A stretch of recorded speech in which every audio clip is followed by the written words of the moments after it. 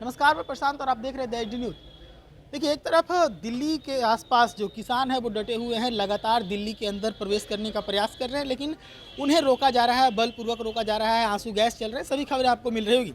लेकिन इन सब से इतर आज बीजेपी के नेता मनोज सिंह ने कहा है कि नरेंद्र मोदी ने नव संकल्प लिया है, जो किसानों के लिए ही है। साथ ही ये भी बताया कि गन्ना का जो है न्यूनतम समर्थन मूल्य भी निश्चित कर दिया गया है। क्या कुछ कह रहे हैं मनोज सिंह, जरा सुनिए। मैं उस विषय पर जाने से पहले किसान के सबसे बड़े नेता चौधरी चरण सिंह और किसानों के हित के लिए सोचने वाले स्वामीनाथन जी को भारत रत्न का पुरस्कार देकर देश के सभी किसानों का मान सम्मान बढ़ाने पर माननीय प्रधानमंत्री आदरणीय प्रधानमंत्री जी का हम बिहार के किसानों की तरफ से बहुत बहुत धन्यवाद देते हैं। बंधुओं, हमारी सरकार और माननीय नरेंद्र मोदी जी की सोच थी कि किसानों की आय कैसे दुगनी हो। उस दिशा में काम करते हुए कल गन्ना किसानों को 10.25% का वृद्धि किया गया है प्रति क्विंटल।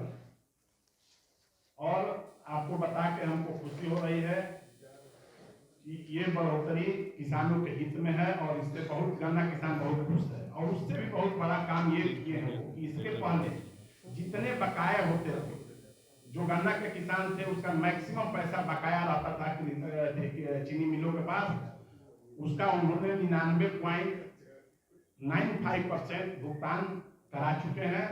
इसलिए किसान नरेंद्र मोदी के शुक्रगुजार हैं और उनको लाख लाख धन्यवाद देते हैं। बंधुओं, पहले भी कहा गया था कि हमारी सरकार जो है सो जो लागत खर्च है उसके 1.5 गुना 2 गुना लाभ पहुंचाएंगे। हम आपको थोड़ा सा आंकड़ा पर ले जाना चाहते हैं। गेहूं के लागत खर्च पर अभी 102% किसानों को लाभ है। जो भारत की लाभकारी मूल्य सरकार दे रही है उस हिसाब से और लागत खर्च के हिसाब से ये एक डाटा है, उसमें 102% गेहूं में लागत मूल्य पर वृद्धि है, किसानों को लाभ मिल रहा है। उसी तरह से जौ पर जो हमारा लागत खर्च है उसका 60% लाभ मिल रहा है। उसी तरह से चना पर 60% मिल रहा है, मसूर के दाल पर 89% और रेपसीड और सरसों तेल पर 98%। जो हमको लगता है कि ये विश्व का रिकॉर्ड होगा कि लागत खर्च का दुगुना 98% लाभ है। और कुसुम, जिसको हम लोग बड़े भी बोलते हैं बिहारी भाषा में, उस पर 52%। इस तरह से लागत खर्च में वृद्धि है। ये तो जो किए हैं आंकड़ा बता रहा है, लेकिन अभी जो नरेंद्र मोदी जी करने जा रहे हैं उस पर हम 2 मिनट का आपका समय लेंगे। माननीय मोदी जी का नौ संकल्प हम लोगों के सामने आया है। नौ संकल्प पर ही माननीय मोदी जी काम कर रहे हैं और वो संकल्प, पहला संकल्प है जल संरक्षण। हमको लगता है कि जल संरक्षण से 95% किसानों को फायदा। हम बहुत विस्तार में नहीं जाएंगे, केवल 9 संकल्प आपको बताएंगे। उससे आपको लगेगा कि किसान हित में मोदी जी क्या सोच रहे हैं। हमको तो लगता है केवल किसानों के हित में सोच रहे हैं, चाहे वो किसान जो हो उनको लाभ होगा। उसी तरह से जल संरक्षण पहला है और दूसरा है ग्राम स्तर पर डिजिटल भुगतान। ये दूसरा संकल्प होगा। इससे हमको लगता है चाहे पंचायत में सरकार हो या बिहार में सरकार हो, डिजिटल पेमेंट से जो बिचौलिए हैं उनकी लूट बंद हो जाती है। इससे किसानों को लाभ हो रहा है।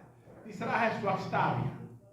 स्वच्छता अभियान से किसानों के बच्चे स्वच्छ रहेंगे, इसमें हमको बताने की जरूरत नहीं, आप ही समझ रहे हैं, हम ही समझ रहे हैं। चौथा है वोकल फॉर लोकल, मतलब जो किसान उत्पादन कर रहे हैं या जो पर्यटन गांव में है उसको देखने के लिए उसको बढ़ावा जब हम देते हैं तो उससे भी किसान का ही लाभ है, उससे भी किसान का लाभ है, पूरे देश के किसान को लाभ है। का 5वां संकल्प है घरेलू पर्यटन पर वृद्धि।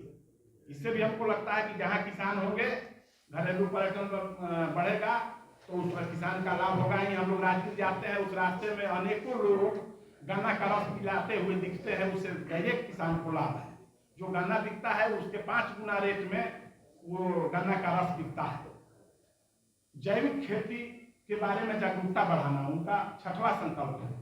और जैविक खेती ही एक ऐसी खेती है जिससे हम 400, 500, 700 और 1000% तक ज्यादा आमदनी हो सकता है। हम 1 रुपया लगा के और 1000 रुपया कमा सकते हैं। ये जैविक खेती से ही संभव है। एक बाजरा अन्न है जिसको अब श्री अन्न में भी माना जा रहा है। उस बाजरा जैसे सुपर फूड खपत को बढ़ावा देने के लिए भी काम कर रहे हैं माननीय मोदी जी।